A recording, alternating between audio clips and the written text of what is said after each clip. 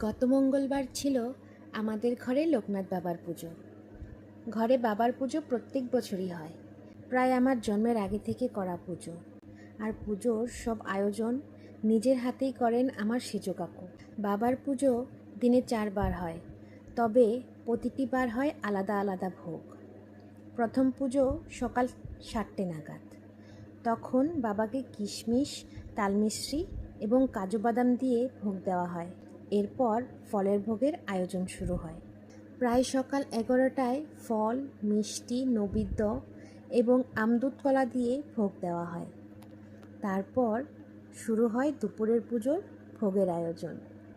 বাড়ির সবাই মিলে করেছে ভোগের জোগাড়। 2টো বাজতে ঠাকুরমশাই বসলো পুজোতে। ভোগ দেওয়া হয়েছে বাবার পছন্দের জাই প্রসাদ, খিচুড়ি, লাবড়া, 5 রকমের ভাজি, তার সঙ্গে পায়েস ও লুচি। এখন বাবাকে ভোগ অর্পণ করা হচ্ছে। দেখেন আমাদের জাগৃতি ঢাকের তালে কিভাবে নাচ করছে। ওর জন্য তো এসব খুবই নতুন, তাই খুব আনন্দ পাচ্ছে।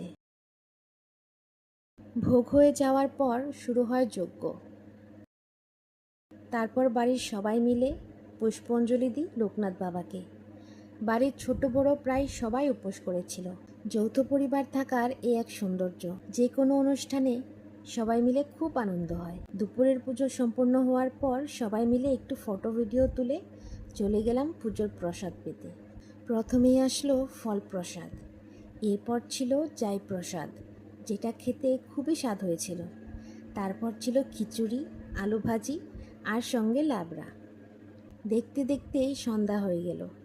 এখন ঠাকুরমশাই বসলো সন্ধ্যা পুজোতে।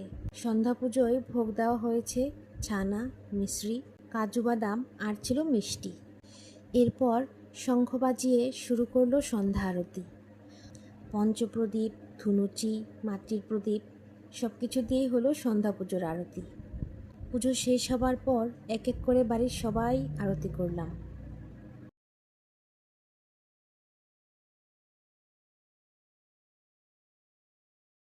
দুজনেই খুবই শখের মানুষ। এক আমার বড় মা, আরেকজন হলেন আমার ছোট কাকিমণি।